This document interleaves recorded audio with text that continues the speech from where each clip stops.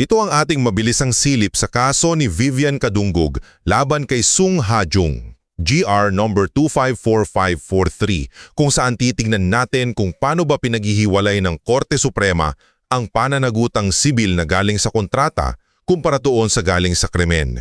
So itong kaso, nagsimula to bilang criminal case para sa paglabag daw sa batas sa condominium, yung PD 957. Pero yung naging main issue talaga pagdating sa Korte Suprema kung tama ba yung RTC, yung Regional Trial Court, na nag-impose ng civil liability based sa isang contract to sell kahit na-absuelto na pala yung akusado sa kasong kriminal. Importante to kasi dito malalaman kung saan ba talaga dapat dalhin yung mga ganitong usapin. Okay? Ito yung mga kailangan natin tandaan. Una, kahit na-acquit ng RTC si Kadunggog, yung developer kasi hindi pa pala fully paid si Sung Ha-jung, yung buyer, pinagbabayad pa rin siya ng RTC ng civil liability. Pinapili si Jung ituloy yung bayad para makuha yung unit o kaya naman ibabalik ni Kadunggog yung nabayad na ni Jung with interest. Ito raw ay base doon sa pinirmahan nilang contract to sell.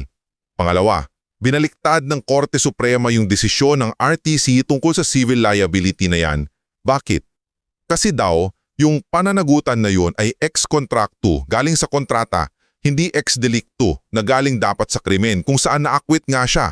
Malinaw daw sa batas PD 1344 na yung mga kasong sibil tulad ng refund o specific performance sa condo deals nasa exclusive jurisdiction yan ng HLURB na ngayon ay HSAC na pala. Wala sa RTC.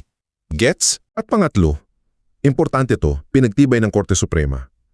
Pag ang desisyon ay galing sa korteng walang jurisdiction sa subject matter, wala talaga yung bisa. Null and void from the start. Kahit galing pa yan sa criminal case, kung yung civil aspect ang pinag-uusapan at wala naman sa puder ng korte yon, pwedeng gamitin yung petition for annulment of judgment para ipawalang bisa yon. So sa madaling sabi, malinaw na magkaiba talaga ang usapin ng pananagutan mula sa krimen at yung galing sa kontrata. At crucial na alam natin kung saang korte o ahensya dapat dumulog.